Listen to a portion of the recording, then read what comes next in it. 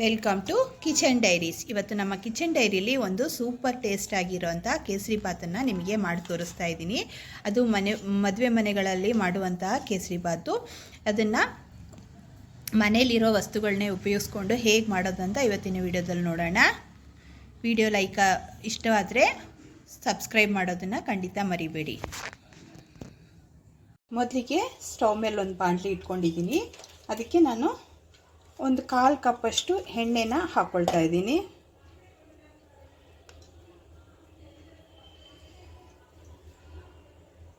ಕಾಲು ಕಪ್ಪಷ್ಟು ಎಣ್ಣೆನ ಹಾಕ್ಕೊಂಡಿದ್ದೀನಿ. ಹಾಗೆ 1/4 ಕಪ್ಪಷ್ಟು ತುಪ್ಪನೂ ಇದಕ್ಕೆ ಸೇರಿಸ್ಕೊಳ್ತಾ ಇದ್ದೀನಿ.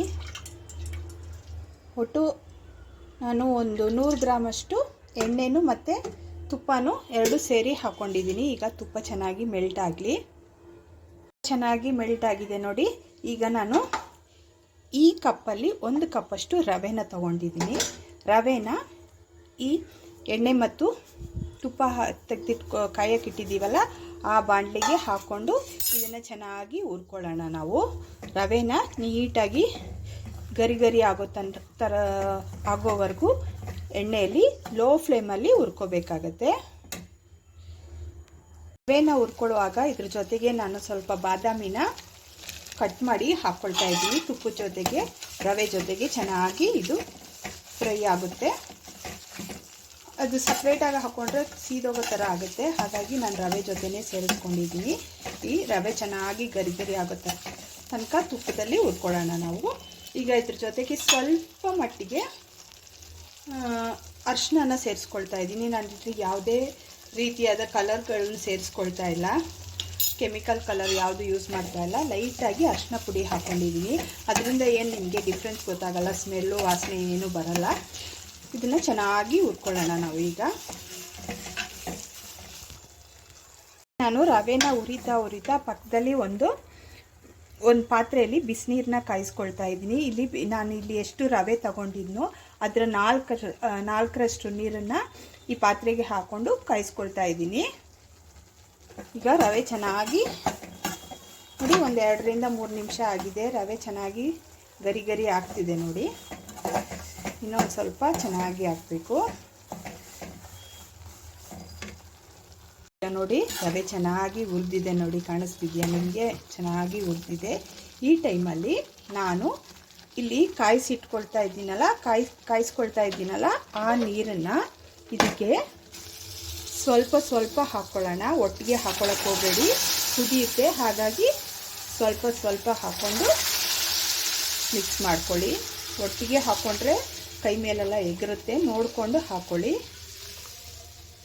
ನೀರನ್ನು ಹಾಕ್ಕೊಂಡ್ಮೇಲೆ ಇದನ್ನು ರವೆನ ನೀರಲ್ಲಿ ಚೆನ್ನಾಗಿ ಬೇಯೋ ತನಕ ಕೈ ಆಡಿಸ್ತಾನೆ ಇರಿ. ಈಗ ಸ್ಟವ್ ಫ್ಲೇಮನ್ನು ಸ್ವಲ್ಪ ಜಾಸ್ತಿ ಮಾಡ್ಕೊಳ್ಳಿ. ಜಾಸ್ತಿ ಮಾಡಿಕೊಂಡು ರವೆನ ನೀರಲ್ಲಿ ಬೇಯಿಸ್ಕೊಳ್ಳೋಣ. ಈಗ ನೋಡಿ ರವೆ ಗಟ್ಟಿಯಾಗೋದಕ್ಕೆ ಸ್ಟಾರ್ಟ್ ಆಗಿದೆ. ಇದು ಚೆನ್ನಾಗಿ ಬೆಂದು ಗಟ್ಟಿ ಆಗಬೇಕು. ಅಲ್ಲಿವರೆಗೂ ಹೀಗೆ ಕೈ ಆಡಿಸ್ತಾನೆ ಇರಬೇಕಾಗುತ್ತೆ. ಕಾಣಿಸ್ತಿದೆಯಾ ಎಷ್ಟು ಚೆನ್ನಾಗಿ ರವೆ ಗಟ್ಟಿ ಆಗ್ತಾ ಇರೋದು? ನೋಡಿ ಈಗ ರವೆ ಗಟ್ಟಿ ಆಗ್ತಾ ಬಂತು ನೋಡಿ, ಕಾಣಿಸ್ತಿದೆಯಾ? ಈ ಟೈಮಲ್ಲಿ ನಾನು ಒಂದು 1/4 ಚಮಚದಷ್ಟು ಏಲಕ್ಕಿ ಪೌಡ್ರನ್ನ ಹಾಕ್ಕೊಳ್ತಾ ಇದ್ದೀನಿ. ಇದು ಫ್ಲೇವರ್ಗೋಸ್ಕರ.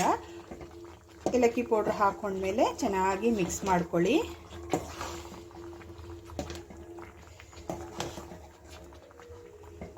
ಮಿಕ್ಸ್ ಮಾಡ್ಕೊಂಡ್ಮೇಲೆ ನೋಡಿ ಚೆನ್ನಾಗಿ ಗಟ್ಟಿಯಾಗಿದೆ ಅಲ್ವಾ? ಈ ಟೈಮಲ್ಲಿ ನಾನು ಈ ಕಪ್ಪಲ್ಲಿ ನಾನು ರವೆ ತಗೊಂಡಿದ್ದು, ಇದೇ ಕಪ್ಪಲ್ಲಿ 2 ಕಪ್ಪಷ್ಟು ಸಕ್ಕರೆನ ಇದಕ್ಕೆ ಸೇರಿಸ್ಕೊಳ್ತಾ ಇದ್ದೀನಿ.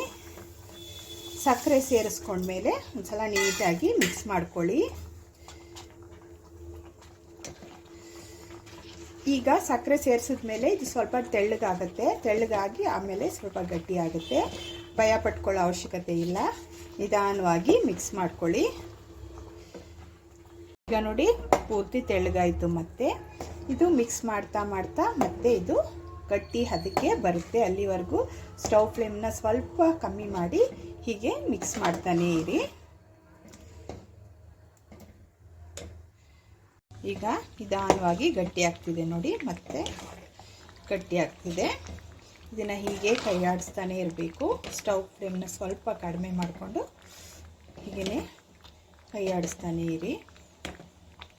ನೋಡಿ ಗಟ್ಟಿ ಆಗ್ತಾ ಈ ಹದಕ್ಕೆ ಬಂತು. ಈಗ ಒಂದು ಸ್ವಲ್ಪ ತುಪ್ಪನ ಇದ್ರ ಮೇಲೆ ಹಾಕ್ಕೊಳ್ಳೋಣ.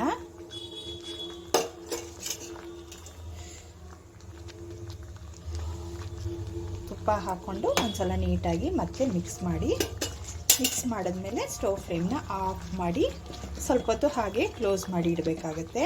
ತೋರಿಸ್ತೀನಿ. ಈ ಹದಕ್ಕೆ ಬಂದಮೇಲೆ ಸ್ಟವ್ ಫ್ಲೇಮ್ನ ಆಫ್ ಮಾಡಿ ಸ್ವಲ್ಪ ಹೊತ್ತು ಹಾಗೆ ಕ್ಲೋಸ್ ಮಾಡಿ ಇಟ್ಬಿಡಿ. ಆಮೇಲೆ ತೋರಿಸ್ತೀನಿ, ಒಂದು 10 ನಿಮಿಷ ಆದಮೇಲೆ ತೋರಿಸ್ತೀನಿ.